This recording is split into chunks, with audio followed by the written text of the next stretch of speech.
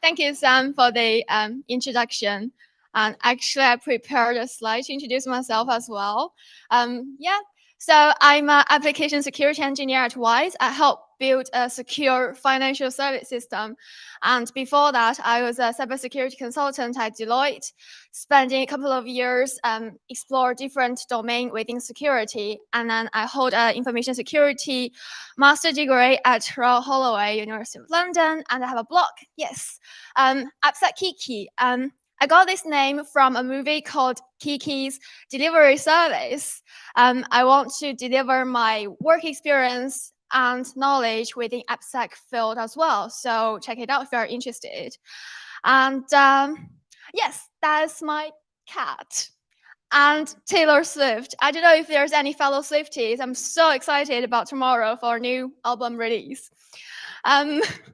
So before we get started to talk about software components analysis, raise your hand if you use SCA tool in your daily basis.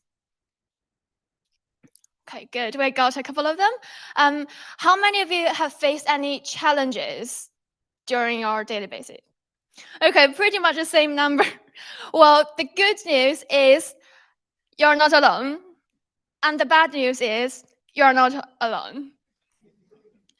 So this is the agenda. I will talk about the basic concept of software composition analyst, and then some tool showcase, and then we'll start some pinpoint discussion, and then we'll summarize it at the end. So, because everybody was talking about supply chain attack today, let's see another example. Imagine there is a power grid, but attacker is not trying to breaching it directly, but through some third-party software vendor.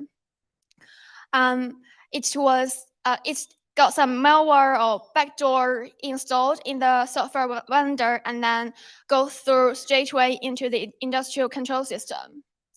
The impact can be devastated.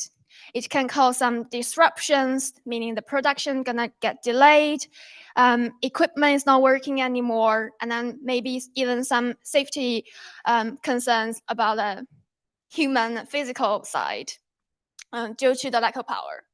And also some data might be leaked from both customer data and some industrial system configuration can get posted into outside of the world.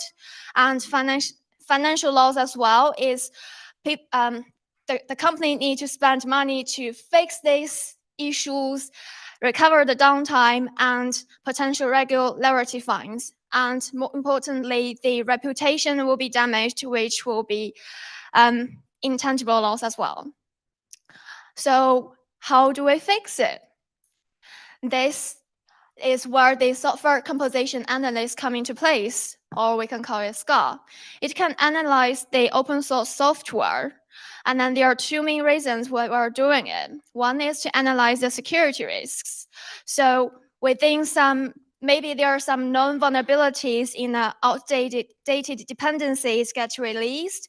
If the software get updated, then the known vulnerabilities can get fixed in time. And the other part is the compliance.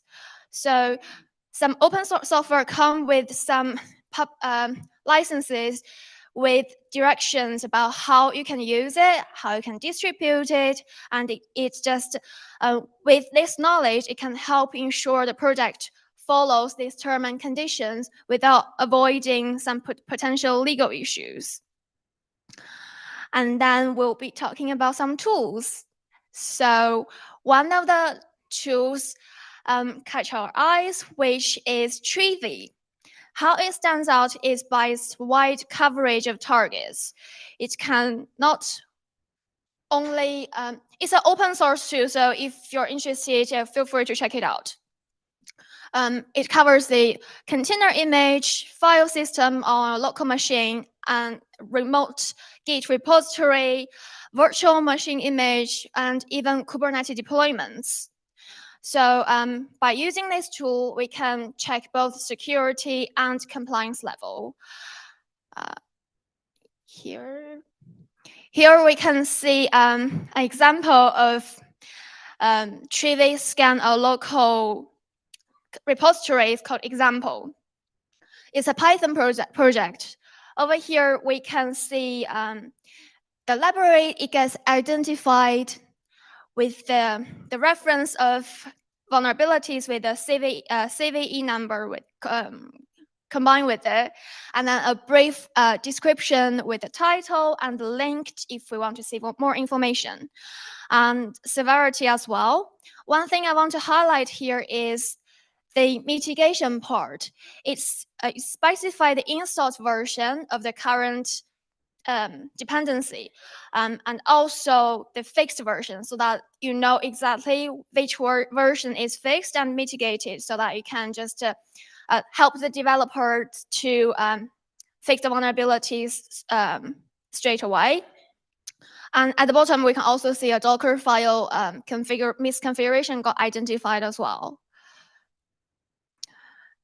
So now we have tools to identify the SCA vulnerabilities. Now we want to have a look how we can make them in a centralized place. Here comes to Decoding. What makes Decoding even more brilliant is an OWASP project. So it helps within. This is a screenshot of the dashboard. We can see it divides different severities of issues with the description of the project and some other features such as tracking vulnerabilities, enable the collaboration between both security and developing teams.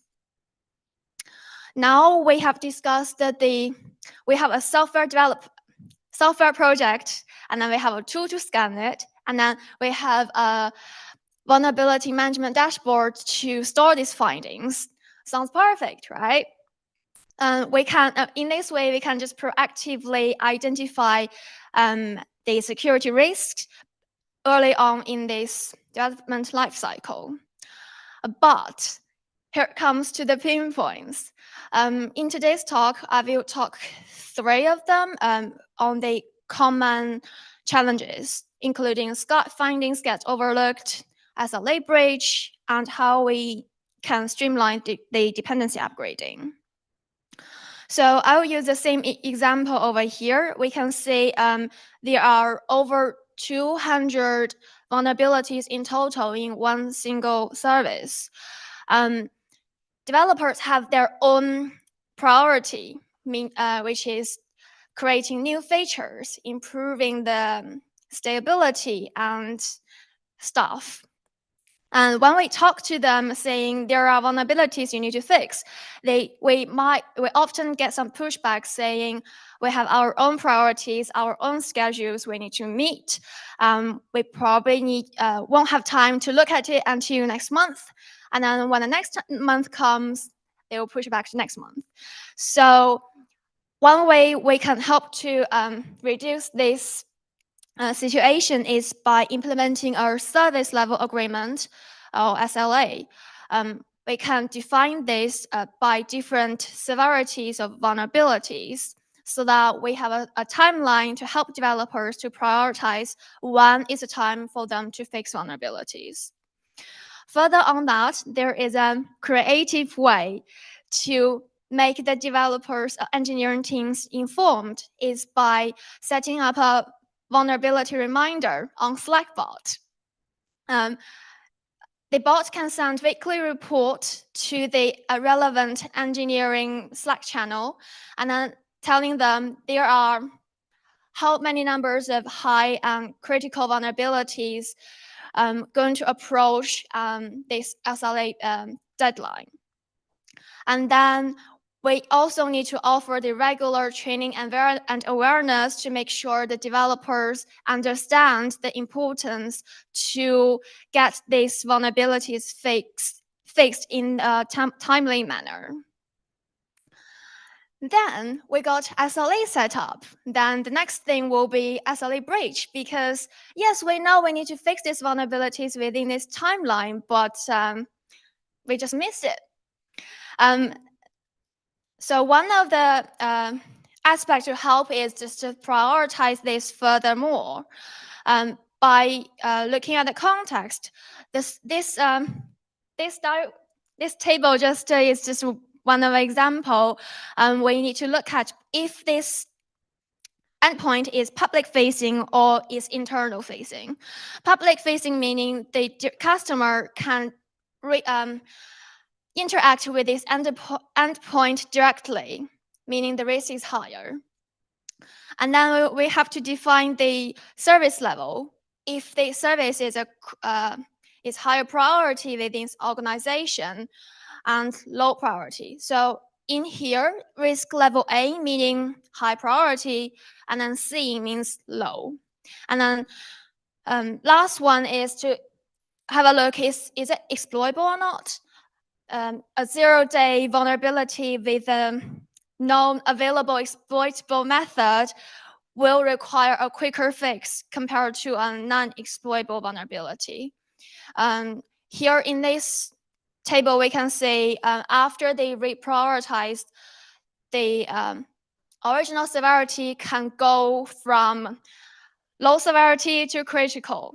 And then it helps to reduce some of high critical vulnerabilities, so that the engineers would understand these critical high vulnerabilities are really high and critical.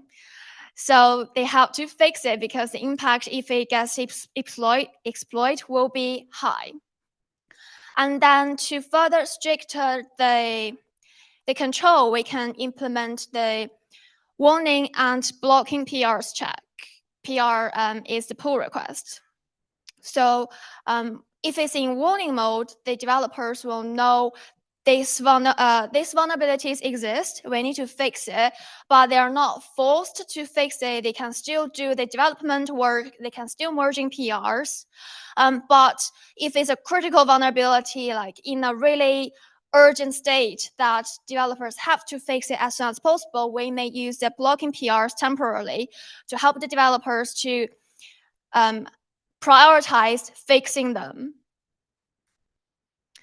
And the third pinpoint we will discuss is the streamlined dependency. So we want to help the developer to develop further to make the situation more simple of updating dependency. So using some bots, for example, dependables or renovate, they can detect if there's any newer version of a dependency in your service or project, and then they will automatically raise PRs. And sounds good. In the photo here, it shows from the bottom, the PR was raised in March 5th. It was from last year, by the way. And all the way to 2 days ago, it was August. So PRs raised from month never get merged. And one of the issue is because there are just too many PRs got raised, and then developers get overwhelmed of looking at them. So yeah, they just never open them. One of the way we can help is to group these PRs into 1 or 2, divide them by the severity. If there's a minor version upgrade, all of the dependency with minor upgrade can maybe group into 1, and then version upgrade with major version upgrade can group into another one. So it can reduce some review work from the engineering team. And then we want to improve the confidence level of people to upgrade their dependency by improve their testing environment. By implementing unit testing, integration testing, and end-to-end testing in the CI will help the process more automated and going smoother. So unit testing will test the functionality individually, and then integration testing will test the whole component, and then end-to-end testing test the whole application. And also, it's quite crucial to improving the test coverage. The higher the coverage is, the more confident the team will be. And finally, utilize the automated deployment to the staging environment. So the staging environment, ideally, it will be mirroring the production environment, and with the status to be able to test if the upgraded dependency will work and will not break any current function at all. Okay, now we want to think about further. So we got PR sorted, we got testing environment sorted, but maybe developers they just don't look at the PRs at all. So here is a question: should we use dependency bot to auto merge the pull requests? Let's discuss about the pros and cons then. So the pros, the advantages would be it improves the efficiency. So the developers won't have to worry about the dependency anymore. All of the dependencies will be upgraded into almost the latest version on weekly basis or consistent cadence. And then it can also reduce the errors that human can make by raising PRs, typo, for example. And here is the disadvantages. As the talks like happening before, people can just upgrade a newer version of dependencies with some malicious code injected in it. Opening backdoors, malwares, for example, the auto merging will just get it enabled, the malware into the project straight away without people even knowing it. And the lack of review just to make the whole process, the whole malware injection going in more smoothly. And also, people might notice if there is a breakable change got into the system. People might just miss it without even knowing. So as you may guess, the answer is we need to balance it. There's no one-size-fits-all answer. So it really depends on the context of the organization and then the team. If the team have a really good testing strategy, then they are more confident about merging PRs. If also depends on the nature of the company. Maybe some organization with stricter security requirements and compliance they need to meet, it will be more conscious about this auto merging part. And also, if the dependency is upgrading is less critical, then team probably will be more comfortable to make them auto merge straight away. And on the left-hand side is a diagram about a potential way to think about the auto-merging flow. So when the PR gets created, it will go through some CI checks as we discussed before, including some unit tests, integration tests, and end-to-end tests. If the build is passing, then we can assume it's probably safe to go ahead.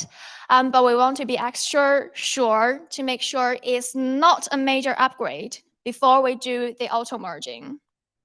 If it's not, then we need to fix the build along the way and then do a manual review before it gets merged into production.